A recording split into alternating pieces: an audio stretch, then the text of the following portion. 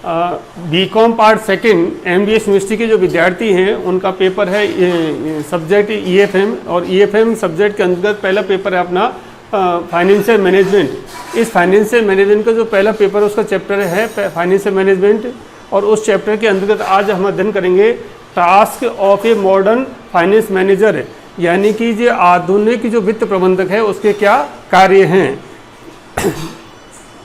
आप जानते हैं कि वर्तमान समय में जो भी उद्योग धंधे हैं या कंपनी है या जो भी कार्य किए जाते हैं उसमें वित्त की एक महत्वपूर्ण भूमिका होती है, और जो वित्त प्रबंधक है जो टॉप मैनेजमेंट होता है कंपनी का, उसका एक मेंबर होता है फाइनेंस मैनेजर। क्योंकि कंपनी का जो मैनेजमेंट है एक तो होता है टॉप मैनेजमेंट, एक होता है मिडिल मैनेजमेंट, एक होता है लोअर मैनेजमेंट। तो जो फाइनेंस मैनेजर है इसकी स्थिति टॉप मैनेजमेंट के अंदर होती है, और मैनेजमेंट के अन्य जो सदस्य हैं जो मैनेजर डिसीजन लेते हैं उसमें जो फाइनेंस मैनेजर है उसके डिसीजन में महत्वपूर्ण अधिकार करते हैं। यानी कि एक फाइनेंस मैनेजर की किसी भी संस्था के आर्थिक विकास करने में या उस संस्था के सुचारू संचालन करने में महत्वपूर्ण भूमिका होती है। उसके क्या कार्य हो सकते हैं उनको हमने 4-5 कैटेगरी में डिवाइड किया है। सबसे पहले ए बिंदु है फाइनेंशियल एनालिसिस एंड मॉनिटरिंग, यानी कि वित्तीय विश्लेषण करना और उसकी मॉनिटरिंग करना, इसको हमने ए हेडिंग के अंदर लिया है। उसके अंदर पहला काम आता है इसमें analysis of financial conditions and performance, यानी कि वित्तीय जो परिस्थितियां हैं उनका विश्लेषण करना, परफॉर्मेंस का एनालिसिस करना। तो एक आधुनिक जो वित्त प्रबंधक है उसका मुख्य काम क्या होता है कि जो फाइनेंशियल कंडीशंस हैं कंपनी की उनकी परफॉर्मेंस की स्टडी करता है, उसका एनालिसिस करता है कि कंपनी किस प्रकार से प्रगति कर रही है। नेक्स्ट पॉइंट ले सकते अपन फाइनेंशियल फोरकास्टिंग एंड प्लानिंग, वित्तीय पूर्व अनुमान एवं नियोजन बनाने का काम भी इस वित्त प्रबंधक का होता है। कंपनी यदि कोई नई है तो उसके लिए हमें फाइनेंशियल प्लानिंग करनी पड़ती है कि आगे किस प्रकार से इस कंपनी का ग्रोथ होगी, किस तरह के फंड की व्यवस्था करनी है, और जो कंपनी रनिंग में है उसका एक्सपेंशन करना है तो हम पहले फोरकास्टिंग करते हैं, पूर्वानुमान लगाते हैं। पूर्वानुमान का मतलब है कि पहले से ही हम भविष्य की घटनाएं क्या होंगी उसके लिए अनुमान लगाना।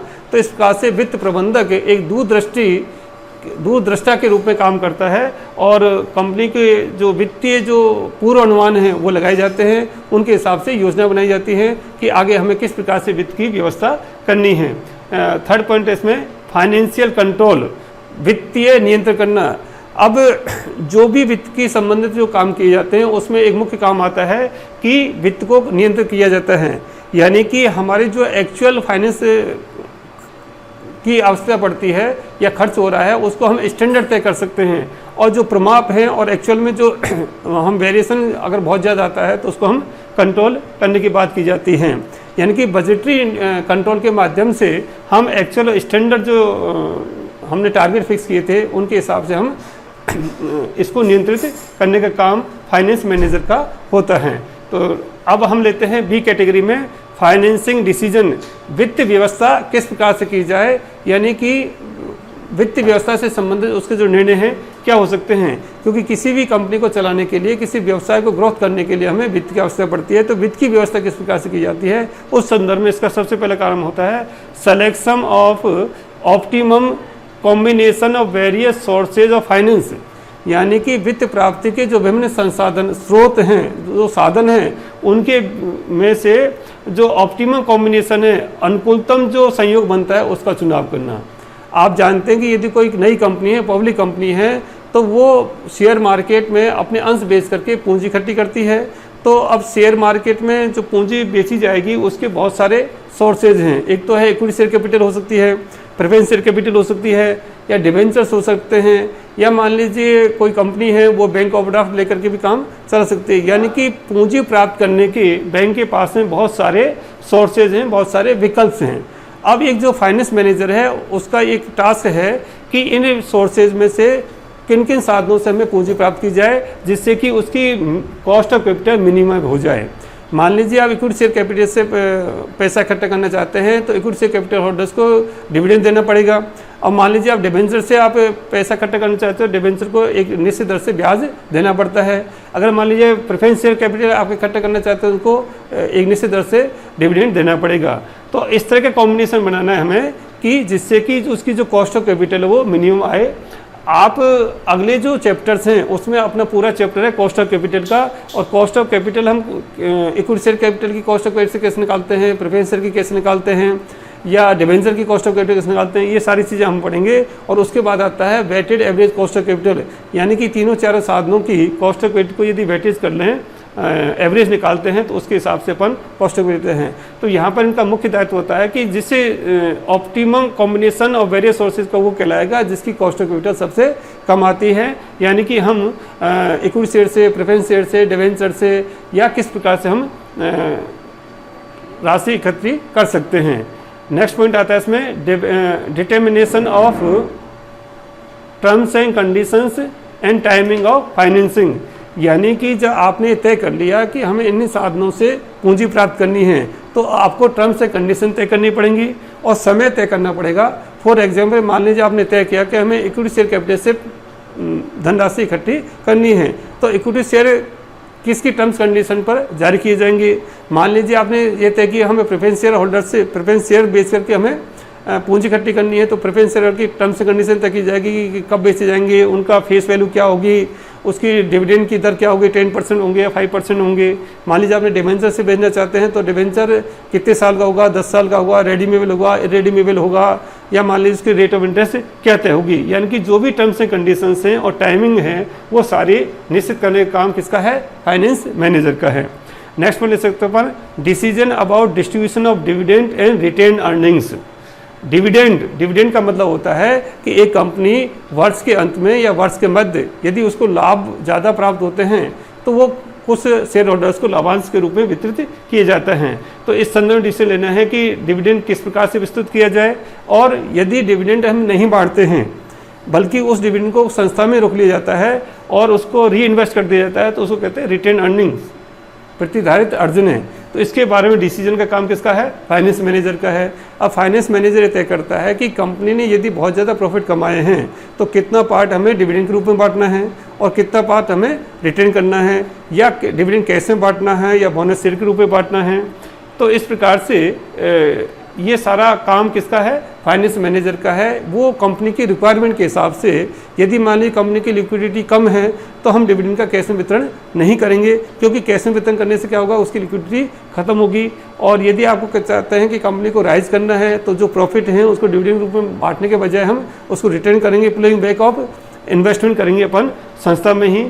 तो इस प्रकार से आप कह सकते हैं कि लाभांश का वितरण किस प्रकार से किया जाए या रिटेन अर्निंग किस प्रकार से कितना % किया जाए, इस बारे में डिसीजन का काम किसका है, फाइनेंशियर, जो फाइनेंस का जो मैनेजर है, जो वित्त प्रबंधक है, उसका है। अब सी कैटेगरी में लेते हैं इन्वेस्टिंग डिसीजंस, विनियोग से संबंधित निर्णय लेने का काम भी आज के आधुनिक युग में वित्त प्रबंधक का मुख्य कार्य है। इसमें पहला कार्य आता है determination of investment in current assets, चालू संपत्तियों में विनियोग के संदर्भ में निर्णय लेने हैं। अब आप चालू संपत्ति किसे कहते हैं, चालू संपत्तियां वे संपत्तियां होती हैं जो वर्ष के दौरान अपना रूप बदलती रहती हैं या कैश में कन्वर्ट की जाती हैं, जैसे कैश इन हैंड है, कैसेट बैंक है, डेटर्स है, बीआरस हैं, क्लोजिंग स्टॉक्स है। ये कुछ एग्जाम्पल्स हैं करंट एसेट्स की। तो अब वित्त प्रबंधक को यह तय करना पड़ता है कि कंपनी को जो डे टू डे के जो काम हैं, जो उसकी वर्किंग कैपिटल है, उसमें कितना इन्वेस्टमेंट करना है। इसके लिए हम वर्किंग कैपिटल जो एनालिसिस है वो कर सकते हैं, या हम करंट रेशो या क्विक रेशो निकाल करके हम ये तय कर सकते हैं। तो फाइनेंस मैनेजर के पास में बहुत सारे टूल्स हैं जिनके आधार पर वो डिसीजन लेता है कि हमें करंट एसेट्स में कितना इन्वेस्टमेंट करना है। मान लीजिए आपने चालू संपत्ति में विनियोग बहुत ज़्यादा कर दिया, कैश हैंड आपको बहुत ज़्यादा पड़ा हुआ है, तो वो एक अनप्रोडक्टिव एक्सपेंस माना जाता है, एसेट है जिससे कि उसका धन का, कैश का ज़्यादा उपयोग नहीं हो पा रहा है। तो न तो लिक्विडिटी बहुत कम होनी चाहिए, न लिक्विडिटी बहुत ज़्यादा होनी चाहिए। तो इसके बारे में ये करता है कि कितना इन्वेस्टमेंट हमें करंट एसेट्स के अंतर्गत रखना है। नेक्स्ट आता है इसमें decision regarding selection of capital investment project, यानी जो पूंजीगत निर्णय है, ऐसा विनियोग जो कि पूंजीगत संपत्तियों में किया जाता है। बड़े बड़े जो प्रोजेक्ट्स हैं, कोई अपने मशीन लगानी है, उसमें अगर इन्वेस्टमेंट करना है तो उसका डिसीजन भी वित्त प्रबंधक को लेना पड़ता है। सपोज करिए ए एंड बी दो मशीन हैं और इसकी लागत भी 50,000 रुपये है, इसकी लागत भी 50,000 रुपये है। तो आपको डिसीजन लेना पड़ेगा कि हमें ए मशीन को आउट करना है या बी को करना है, क्योंकि अब इसको देखना पड़ेगा रेट रिटर्न कितनी है।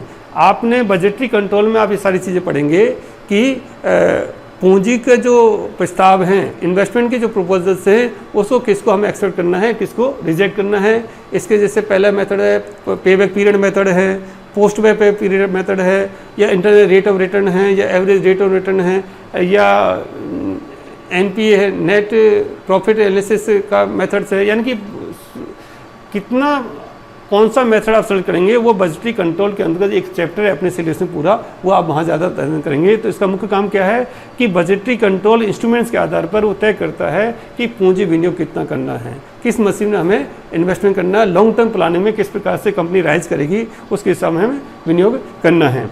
इसमें तीसरा पॉइंट है रीस्ट्रक्चरिंग डिसीजन, पुनः संरचनात्मक डिसीजन भी लेने पड़ते हैं, क्योंकि कई बार कंपनी को यदि हमें एक कंपनी दूसरी कंपनी विलय भी करना पड़ सकता है, या मान लीजिए कंपनी का समापन करना है, या मान लीजिए कंपनी को दूसरे कंपनी को अधिग्रहण करना है, तो इस प्रकार के डिसीजन भी फाइनेंस मैनेजर को लेने पड़ते हैं।